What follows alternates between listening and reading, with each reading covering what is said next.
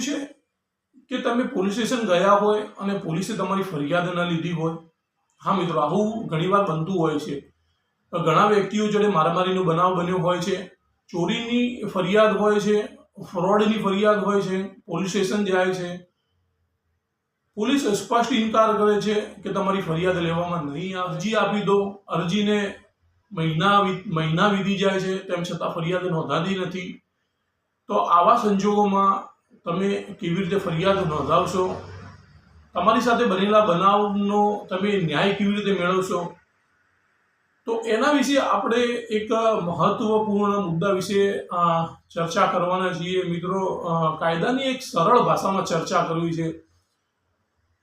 તો ઘણી વખત મિત્રો આપણે સાંભળ્યું હશે કે પોલીસ સ્ટેશને ફરિયાદ આપ્યા પછી પણ મહિનાઓ વીતી ગયા પછી પણ ફરિયાદ પોલીસ લેતી નથી અને નાગરિકો ધક્કા ખાઈને છેવટે ત્રાસીને પછી એ લોકો હાથ ઉપર હાથ મૂકીને બેસી રહે. મિત્રો, તમે કાયદો જાણતા હશો તો તમે ચોક્કસ ન્યાય મેળવી શકો. કાયદો તમને ખબર નહીં હોય, તમને ન્યાય નહીં મળે મિત્રો. એટલે કાયદો ચોક્કસ તમારે જાણવો જોઈએ. તમામ વ્યક્તિઓને કાયદો જાણવો જોઈએ. જુનિયર એડવોકેટ્સ હોય કે પછી આમ નાગરિક હોય કે પછી કોઈ પણ વ્યક્તિ હોય, તમે કાયદો જાણશો તો તમને ન્યાય મળશે. કાયદો નહીં જાણો તો તમને ન્યાય મળશે નહીં. તો ચાલો મિત્રો, વિડીયોને શરૂ કરીએ અને આપણે તમામ વિકલ્પોની ચર્ચા કરીએ. તો તમે મિત્રો જ્યારે ફરિયાદ આપવા જાઓ છો પોલીસ સ્ટેશન અને પોલીસ તમારી ફરિયાદ લેવાનો સ્પષ્ટ ઇનકાર કરી દે છે અને કહે છે કે અમે તપાસ કરીને તમારી બનાવ અંગેની તપાસ કરીશું, તો તે વખતે મિત્રો તમારે પહેલા વિકલ્પે લેખિતમાં ફરિયાદ આપવાની છે.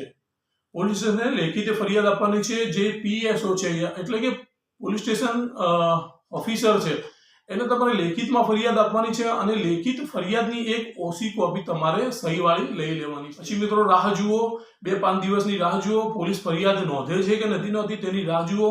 તે પછી પણ જો પોલીસ તમારી ફરિયાદ નથી નોંધતી, તમારી જોડે જવાબ લેવા નથી આવતી, તો પછી તમારે તમારા જિલ્લાના પોલીસ અધિક્ષક જોડે અથવા પછી DYSP જોડે જઈ અને તમારે બીજી લેખિત ફરિયાદ આપવાની છે અને પોલીસ સ્ટેશને આપેલી જે ફરિયાદ છે એની નકલ સાથે જોડવાની છે અને તેમને રજૂઆત કરી. બાદ પણ જો તમારી ફરિયાદ નથી નોંધાતી, એ બાદ પણ સમય વીતતો રહે છે, તો તમારી જોડે ત્રીજો વિકલ્પ મિત્રો છે જ્યુડિશિયલ મેજિસ્ટ્રેટ કોર્ટની અંદર ક્રિમિનલ પ્રોસિજર કોડની કલમ 156(3) મુજબ તમે ફરિયાદ દાખલ કરી શકો છો. આ ફરિયાદની અંદર દોસ્તો જે આપેલી ફરિયાદ છે એ ફરિયાદ DSP કચેરીમાં આપેલી ફરિયાદ અને તમારા જે પુરાવા છે એ તમામ પુરાવા આ ફરિયાદની સાથે જોડવાના છે. અને કોર્ટને એવું લાગશે કે ખરેખર તમારી જોડે બનાવ બન્યો છે તો પોલીસ સ્ટેશનને એ ઓર્ડર કરશે FIR દાખલ. એના પછી પણ એક વિકલ્પ મિત્રો તમારી જોડે છે ક્રિમિનલ પ્રોસિજર કોડની કલમ 200 મુજબ તમે કોર્ટની અંદર પ્રાઇવેટ કમ્પ્લેન પણ દાખલ કરી શકો છો. તો એ પ્રાઇવેટ કમ્પ્લેનમાં પણ મિત્રો તમારે જે ફરિયાદો પોલીસ સ્ટેશન આપી છે, DSP કચેરીની ફરિયાદ આપી છે, એ તમામ ફરિયાદો પછી તમારા જે પુરાવો હોય તો પુરાવા તમારે મૂકવાના છે. તમારી જોડે કોઈ ફોટા હોય તો ફોટા મૂકવાના છે.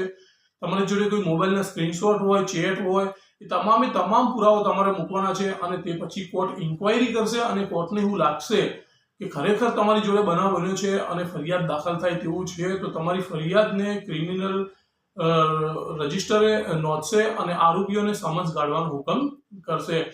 તો મિત્રો તમારી જોડે જે બનાવ બન્યો છે એને આખરે તમારે ન્યાય તમને મળશે જ. તો મિત્રો તમે કાયદો જાણશો તો આ બધા વિકલ્પને તમે ઉપયોગમાં લઈ શકશો. તમે કાયદાની તમને ખબર નથી તો તમે આ એક પણ વિકલ્પ તમારી માટે ઉપયોગી નથી. તો આ ચેનલના માધ્યમ દ્વારા મિત્રો આપણે કાયદાને સરળ ભાષામાં સમજવાનો પ્રયત્ન કરીએ છીએ. ચેનલમાં મિત્રો આપણે કાયદાને એકદમ સીધી અને સાદી ભાષામાં સમજવાનો પ્રયત્ન કરીએ છીએ અને અમારો પ્રયત્ન પણ એ છે કે મિત્રો જુનિયર એડવોકેટ્સને તથા અન્ય નાગરિકોને જે કાયદો જાણતા નથી તેમને એક સરળ ભાષાની અંદર કાયદાનું નોલેજ આપવાનો પ્રયત્ન કરીએ છીએ.